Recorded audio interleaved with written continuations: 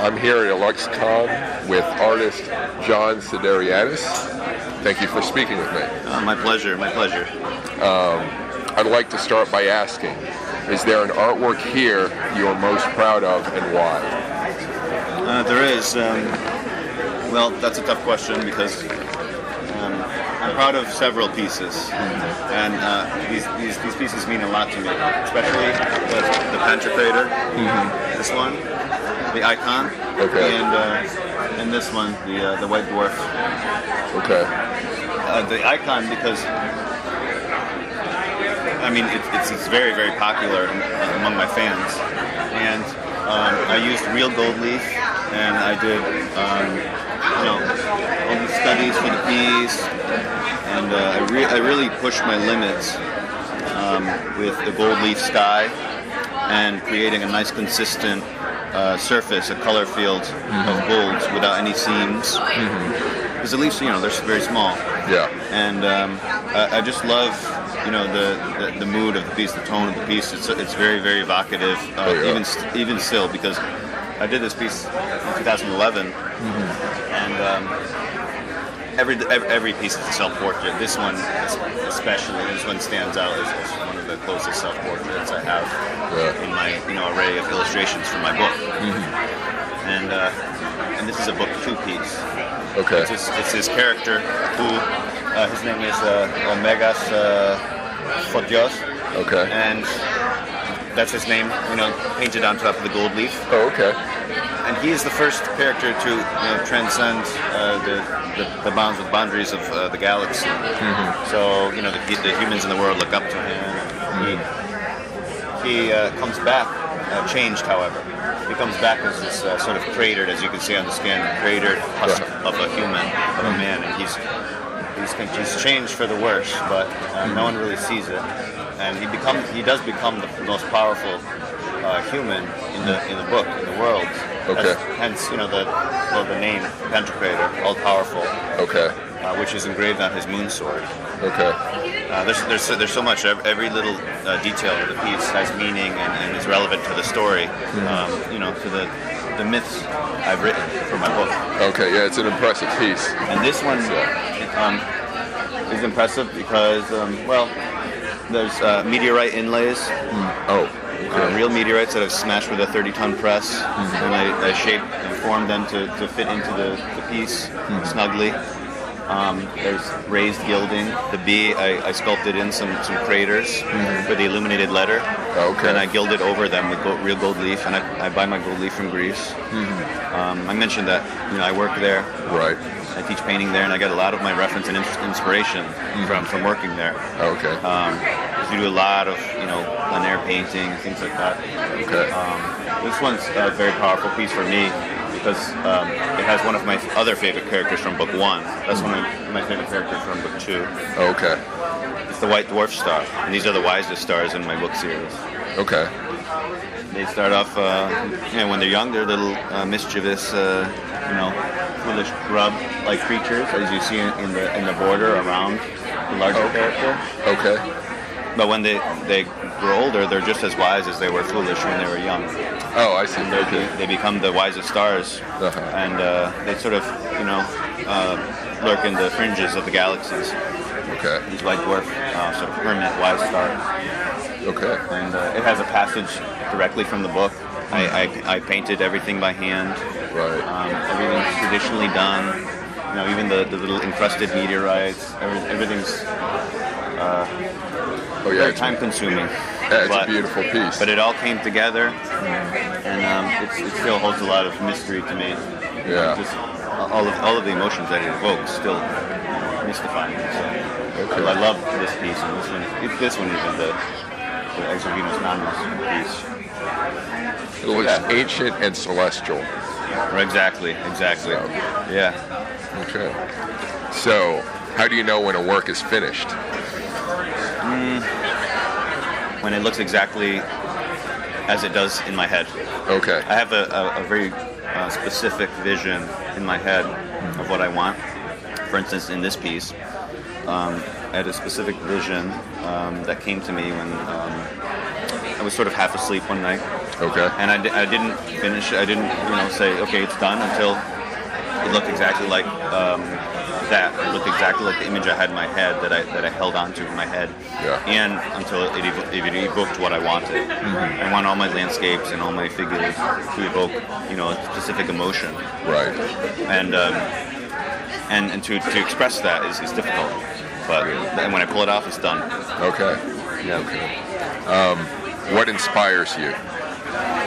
Greek mythology, ancient Greek poetry, ancient Greek philosophy, all sorts of other mythologies, of course, Right. which I poured over after studying Greek mythology and astronomy, physics. I read a lot of Stephen Hawking, Oh, okay. Carl Sagan, and Joe Campbell, Okay. his contemporaries. Right. So all sorts of things, interpretations of myths, even fairy tales. A lot of my stories in Astromythos, my book, which is coming out in a year or so, Okay. is inspired by these stories and the hidden meanings. And there's a hidden meaning in every image. There's a hidden meaning in every story, in every myth. There's an allegory, and I love embedding that into everything I do. Okay. So it's sort of layered meaning. Okay. What is your most important artist tool? Is there something you can't live without in your studio?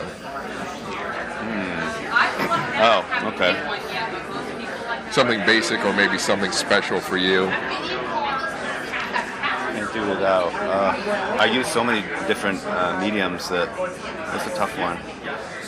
My gold leaf. Oh yeah. Can't do without my gold leaf. Yeah.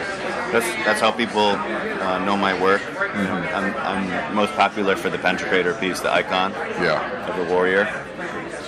And having gold leaf in my studio is like having a little booklet of magic. Oh, yeah. Because it comes in a little booklet, they're little leaves, and when you open it up, it's like opening up a little treasure chest. Yeah. And it makes me really happy to paint traditionally, and it makes me feel alive. Yeah. So it's something I can never do without. Of course, all my brushes and things, but that's something more particular, more specific that I could never do without.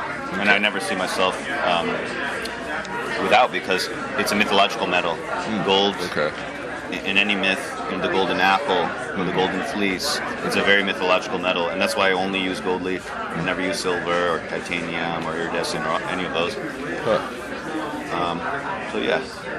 Okay.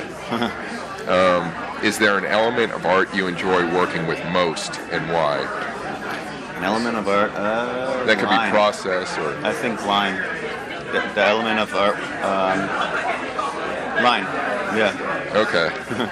You mean the specific terms, like the elements of art, like line, texture, those, or just It could anything? be. It could be as you interpret it. Okay.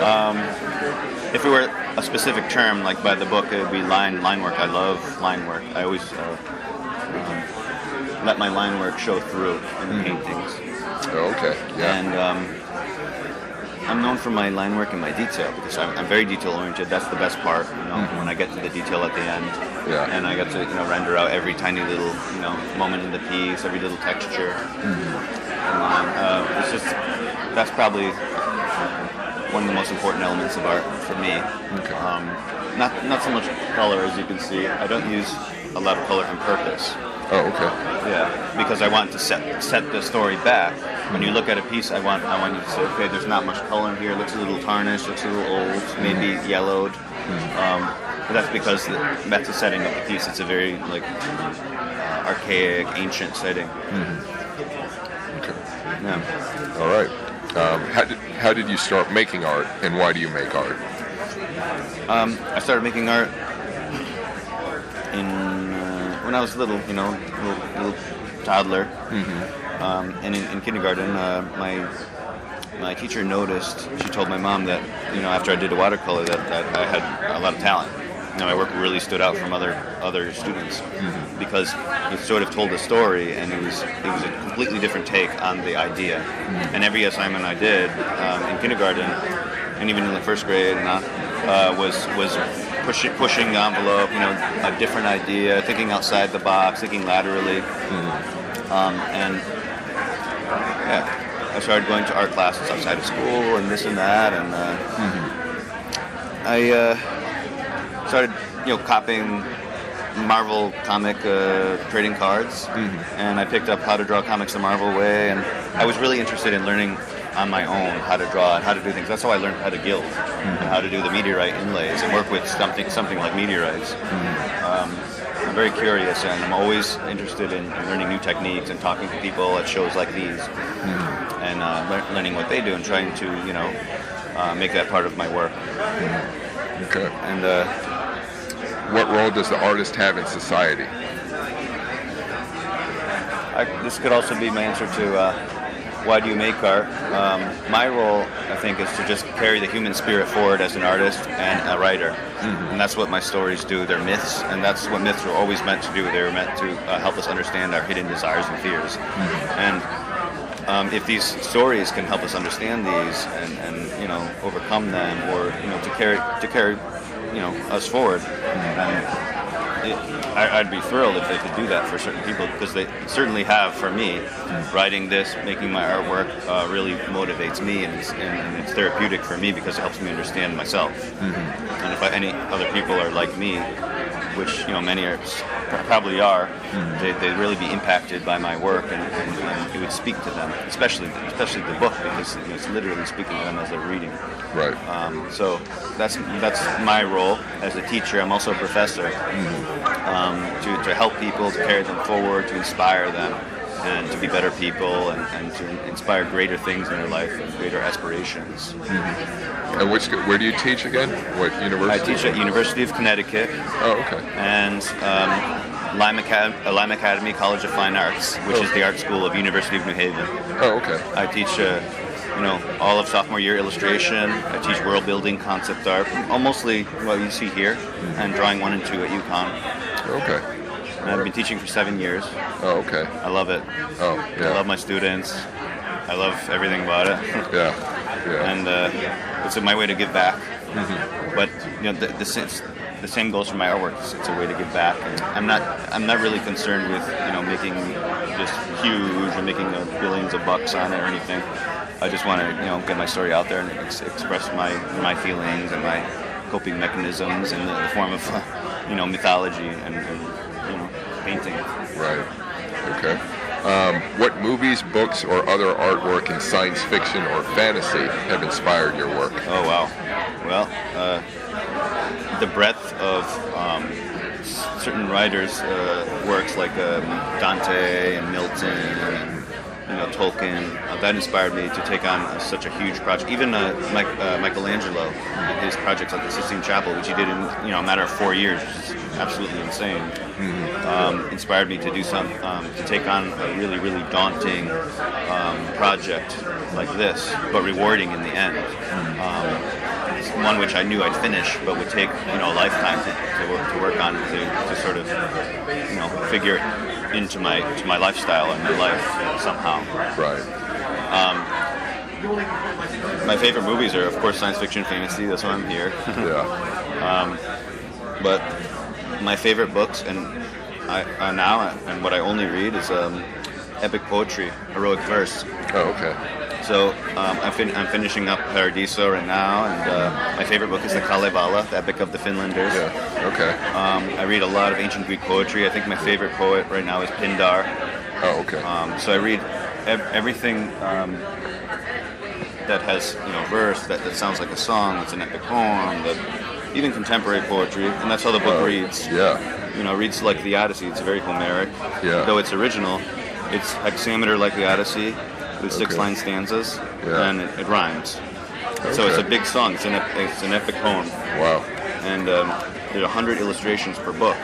So it's a huge project, and I'm inspired, of course, by Homer. I mean, think of what he did, and you think back to that, and it's just so inspiring. To think that someone could just set out to do something like that is just incredible, and it fascinated me. As I said, I wonder if I could do that, Right. and I apparently, I did something. I'm not comparing myself to Homer, but right. but that's how it happens. If you compare yourself to these greats, these legendary human beings, then things happen. Yeah, lead you forward. Right. He led me forward. He carried me forward, and that's what I was mentioning before about carrying the human spirit forward. I want to return the favor and help carry others forward. Yeah. My myths and my paintings. Yeah. The Iliad is maybe my favorite work. Oh my God! Yeah. So yeah, that's awesome. Yeah, he's just brilliant, and I feel a strong connection to him because he's Greek. And both of my parents are Greek. I'm a huge Hellenophile. I'm a first generation Greek. I wasn't born there, but that's why I go there every summer. That's why I read mostly Greek books and things. And I feel very, very empowered when I see something like the 300 movie, or when I read the epic of Homer, or when I read the poetry of my forefathers. It inspire me to do things like this. Yeah. Okay. Is there an art piece you'd like to create that you haven't done so yet, and what is it? Okay. That's a hard one. Oh, yeah. There are a lot of these that I want to create that in a specific techniques. If we talk about specific techniques, I really want to just carve something out of wood and embellish it and gild it and create something somewhat of an altarpiece. And learn, proper woodcutting techniques.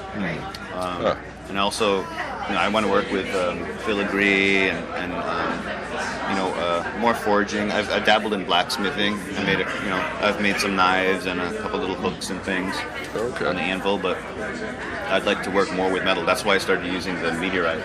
That's why I spent a long time learning about meteorites.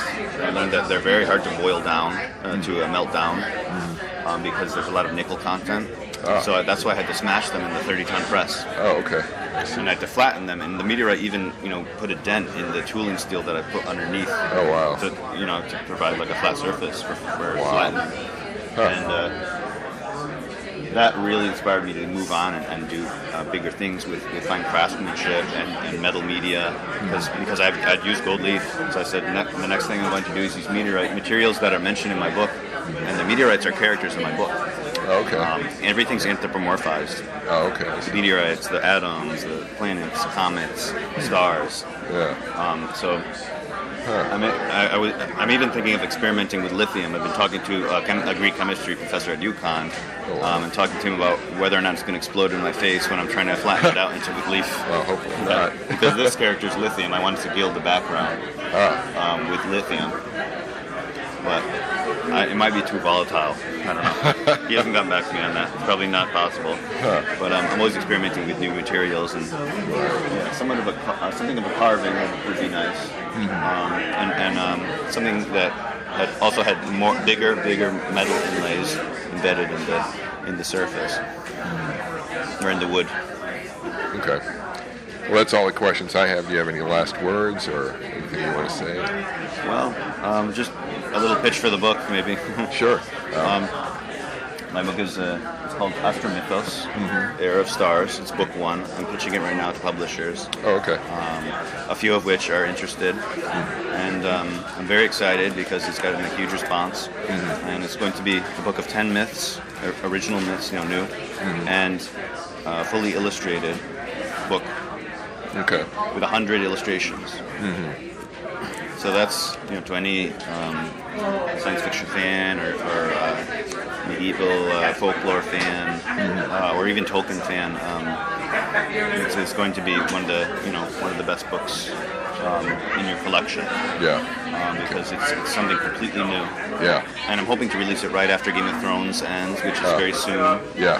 And now that Star Wars has a new sort of label, I'm hoping this could be the next big book. Okay. Yeah, it's an impressive piece. Thank you so much. I see. Yeah. The amount of work you put in. But that could be my final words. Those could be my final words. Okay. Yeah. All right. Well, thank you. Thank you so much. Please visit chrisalvarez.com for more cool stuff. That's CRISALVAREZ.com. Thanks for listening, and keep imagining the future.